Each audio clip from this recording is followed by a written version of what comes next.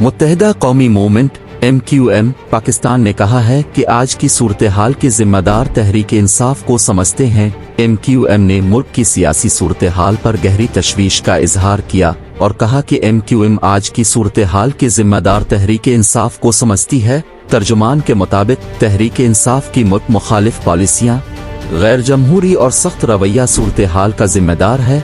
ख्याल रहे कि वफाकी हुकूमत ने तहरीक इंसाफ पर पाबंदी लगाने का फैसला कर लिया।